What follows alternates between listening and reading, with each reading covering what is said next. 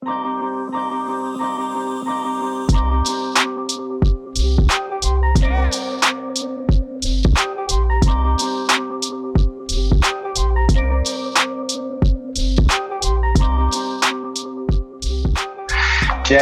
thank you so much for joining us for our second Rabble Jam. Really excited to hang with you again, hear what you have to say. Could you maybe just do a quick introduction? I know the people here know you, but for the people listening or watching after the fact, if they don't, quick overview on Jim Marous and why you're here today.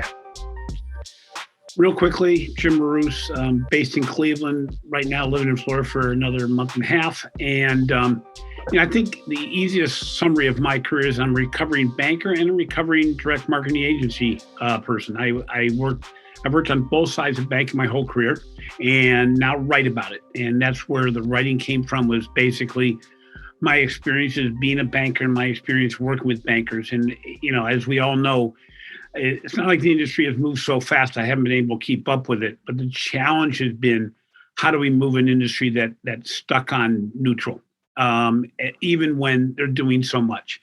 And that's what's exciting. I mean, as Eric knows, my passion right now is giving back to the industry that's given so much to me. And through that, just probably sharing as much as I can get within the industry. I'm very lucky in that I have so many connections. My influencer status really is based on how old I am. And when I got involved in social media, having got involved in it back in 2008. So, I benefit from longevity as much as anything else. But I think I have a pretty good ear to the marketplace on what's changing on a daily basis and what isn't. I think that's probably just as important as knowing what is changing. So before we get into the conversation, we are going to be donating for each person that's here today to a charity of your choice, Jim. So who are we donating to and why did you choose them? It's a company or an organization called Velisano. It's a bike ride in Cleveland, Ohio that benefits Cleveland Clinic's Cancer Award, and basically is an American Cancer Society charity. And I've ridden for the last 3 years on behalf of people that I know and people that I don't know that are either survived or have lost the fight on cancer. So it's pretty important to me, and I donate quite a bit myself, but I also put some footwork and legwork and training in to make sure I can generate more funds for them every year. Amazing. So I guess where to start? You and I, it was probably a couple months ago that we talked about doing this. We went back and forth on a couple of different topics. I guess let's start with the topic, how to drive loyalty in financial services, and why you wanted to do this one. And then let's go into kind of your point of view on it from there. Yeah, I think the reason why I want to discuss it is because in the financial services industry right now, there's no term that is more poorly defined than loyalty. Somebody brought up to me at an event I was at about a month ago that said, did any financial institution, while they're all gloating about getting higher deposits because of the government funding mechanisms, look at where those funds were going outside of their institutions? They watched the checks and the transfers out of the organizations. And what has happened is financial institutions, traditional financial institutions right now, are blindsided by old definitions of loyalty, which was around satisfaction and transactions, things of this nature. Well, transactions have changed dramatically. Satisfaction is being defined completely differently. And the biggest challenge right now is, while most financial institutions will normally say, we don't have that much attrition, we're not in trouble, they're not looking at where else the consumer is doing their banking. Every single consumer out there, all of us included, basically have our own open banking platform where we use multiple financial institutions inside and outside the traditional set of organizations to solve our financial needs, which is really what every person in this conference call today is involved in some way. What the consumer is looking for and what the financial institution is providing are somewhat different. One is the consumer is looking for the GPS of financial services.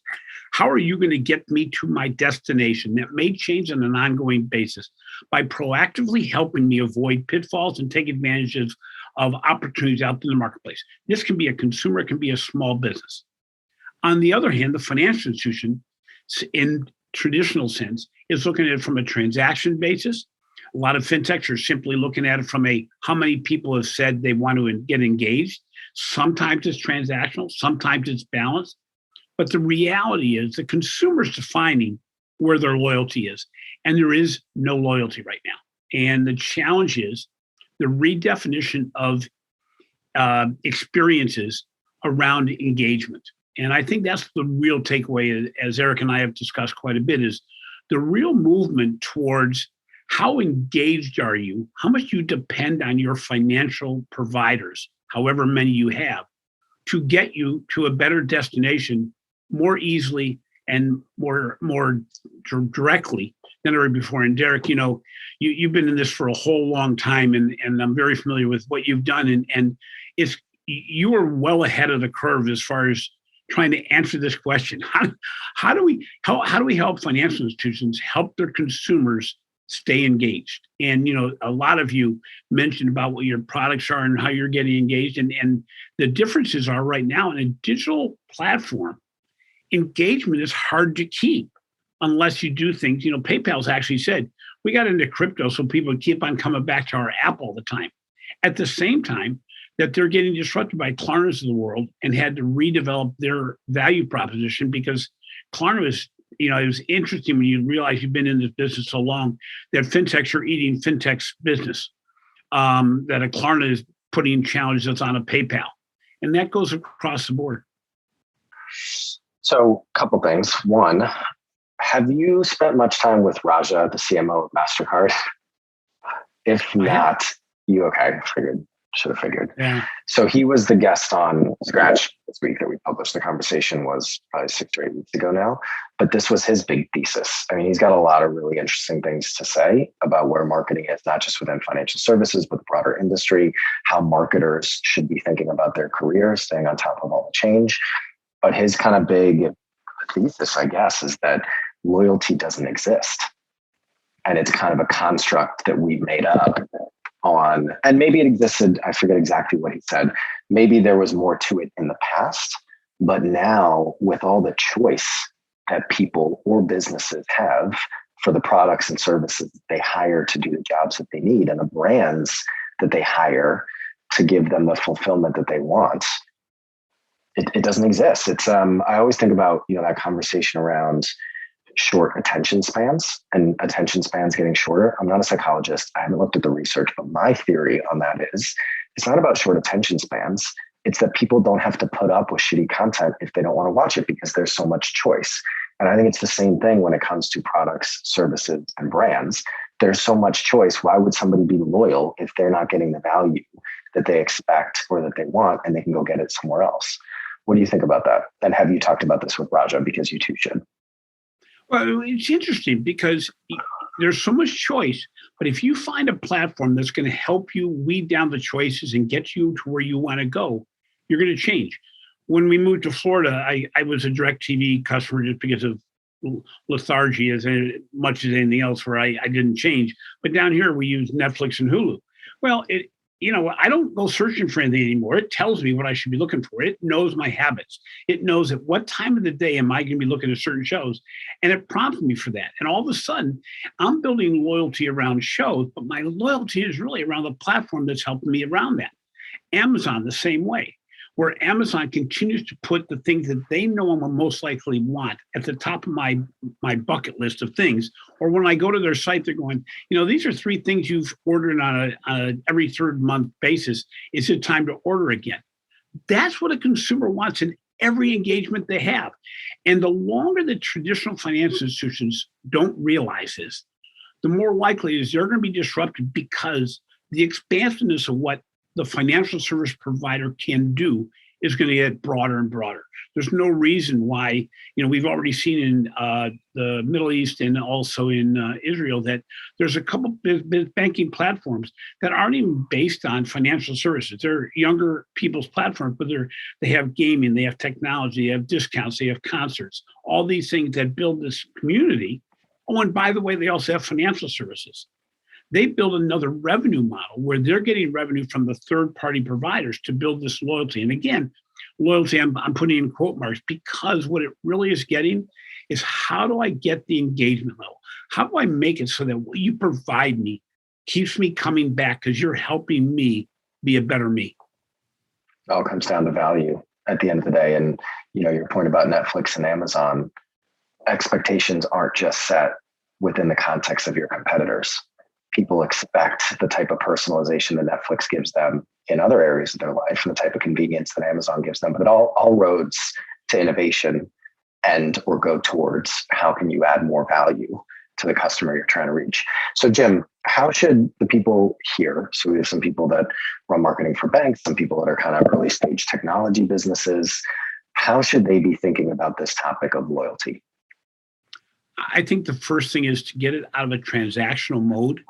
And that's hard. If you've been in the banking industry in any way, shape, or form, we're built on transactions, and we're built on legacy credit scores and credit bureau information, all this.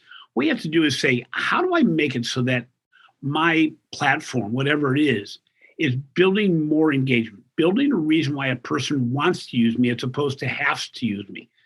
I think it's interesting because you also have to look outside your industry, say, what other industries might correlate to what I'm doing? You mentioned Raja at MasterCard. It's interesting. If you look at his title, he's in charge of marketing for two divisions, the financial services division and healthcare. And, you don't have to look too far to say, geez, are there correlations between healthcare and financial services beyond the payment of your bills, but looking at monitors, my watch to keep track of all this, where gamification of healthcare could end up being a financial services platform or, so looking beyond the obvious. And the challenge is when you're starting up a new company or when you've been in a traditional financial institution for a long time, it's all about transactions. Because in some ways, that's how your valuation comes to bear. Is you say, okay, I've got this many customers. Okay, but do we peel back the layers? The marketplace has been pretty lucrative and pretty good to all of us. But the reality is, do you peel back the layers to say, what's happening with those transactions? The marketplace isn't penalizing traditional banks. They're all making a ton of money, which is one of the major problems right now is success breeds complacency. And Eric and I have gone on it for quite a bit about the challenger mindset. But unless you continually look at how do I build greater engagement, I'm going to keep on coming back to that engagement and that interaction beyond transactions. If you don't have that, you don't have any concept or context of loyalty. So within that conversation of challenger mindset, this is more on the marketing side, but I think it also applies on the product side. But on the marketing side, one of the things I think about a lot and one of the biggest differences between, and of course it's an overgeneralization, but let's say challenger or more modern marketing and incumbent or more traditional marketing is the assumption that you have your audience's attention and the assumption or the understanding that you need to earn it. So traditional marketing, and again, we're all in this world and there's a couple recovering agency folks in here as we went through in the introductions. But for people who don't know the agency world, I'm like, have you seen Mad Men? Okay, it's really not too dissimilar from that. Like it still really is like that in a lot of big agencies and a lot of big brands for that matter. It's what's the big idea that a couple people are going to come up with? How do we put that onto TV? And what is not said, but what happens throughout so much of that process is everybody assumes that the audience's attention is going to be there. Great, we have 30 seconds. What do we want to tell people? What do we want to do in this TV spot? And I think what you see on the challenger side, and again, I think this applies to product as well, and everything you're saying about engagement is okay. And it usually comes down to more of like a digital first type approach, but it doesn't have to. Great, in the first second, in the first 3 seconds, in the first 6 seconds, how are we going to earn the rest of the time that the audience is going to spend with us? And that's a fundamental, you could probably lay out 5 or 6 first principles of modern challenger marketing versus traditional incumbent marketing and probably product development as well. And I think that's a big one. It's interesting, Eric, you go to the Super Bowl and it's going to go down in history as one of the most disruptive ads, but the QR code just floating around the screen. We have a party every year for Super Bowl. We had 70, 80 people in the room. And I looked around the room at who is actually taking a picture of the QR code during the commercial.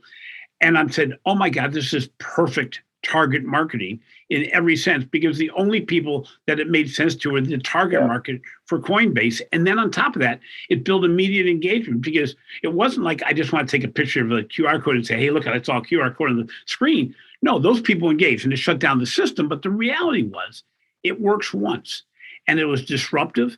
And you talk about hitting the target market, the correlation between people that understood what to do with a QR code and people that are involved in crypto is probably a pretty direct correlation. And at the end of the day, it had engagement, it had simplicity, and it hit its target market. That for that moment is loyalty. And it builds that loyalty. It builds trust, because it showed the consumer who is interested, they know me. And that's really part of the whole equation. So I want to bring in the rest of the group and get to the group discussions. We'll turn off the recording. But before we do, for people here and people listening and watching after the fact, if you had to sum up one thing that financial service, or for that matter, any marketer should be doing differently around this topic of driving loyalty, what would it be? I think the one thing they have to do is look at the outflows. Look at where your transactions are going right now, because the reality is if you simply look at the metrics you looked at yesterday, you're going to get answers to questions that were yesterday's questions. And that's not earth-shattering, but it's amazing how little that's being done, where a person looks at attrition and says, oh, I don't have attrition, so I don't have a problem. But at the same time, they say, we're not opening many accounts.